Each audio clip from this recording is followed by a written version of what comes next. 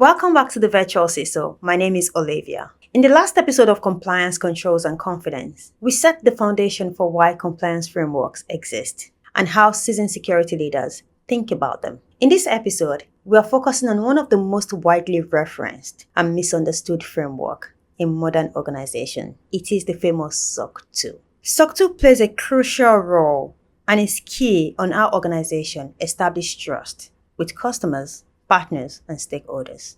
It is often treated as a milestone, especially for growing technology companies, yet its intent is frequently misunderstood.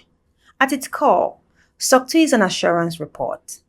It provides independent validation that an organization has controls in place to protect customer data and operate reliably. Customers want confidence, partners want assurance, and procurement team, they want consistency. Understanding that audience changes how SOC 2 should be approached. SOC 2 is built around different trust service criteria. Security sits at the center and applies to every SOC 2 engagement. It addresses the fundamental expectations such as access controls, system monitoring, incident response, and risk management. This criterion establishes whether an organization has a baseline level of discipline in how it protects systems and data. The availability criteria focus on whether a system performs as committed. This becomes relevant when uptime, resilience, and service reliability are part of customers' expectations.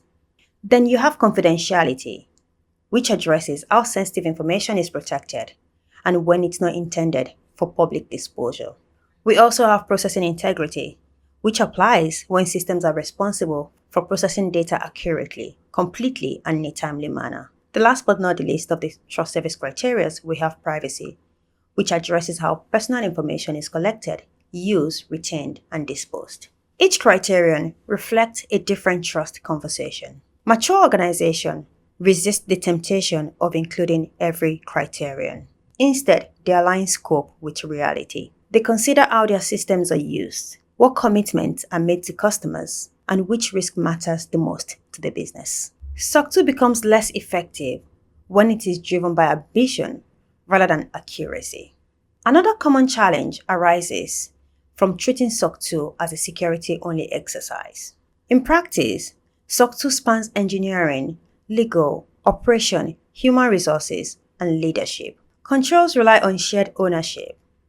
Policies reflect organization intent, and evidence reflects how work is actually performed. When SOC 2 is owned by one function, gaps emerge. But when it is understood as an organizational commitment, consistency follows.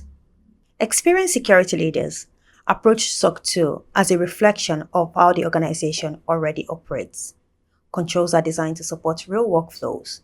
Evidence is produced naturally over time, and conversations with auditors focus on clarity rather than defense. In this context, SOC 2 becomes sustainable. It supports customer trust. It reinforces internal discipline. And it scales with business rather than slowing it down. SOC 2 sets the stage for many compliance journeys, and understanding its structure is essential for building confidence at scale. In the next episode, we'll go deeper into one of the areas where organizations struggle the most. It is the boundaries, sub-service organizations, and user entity controls. Thank you so much for listening to this episode of Compliance, Controls, and Confidence. I am your host, Olivia, and I'll see you on the next episode.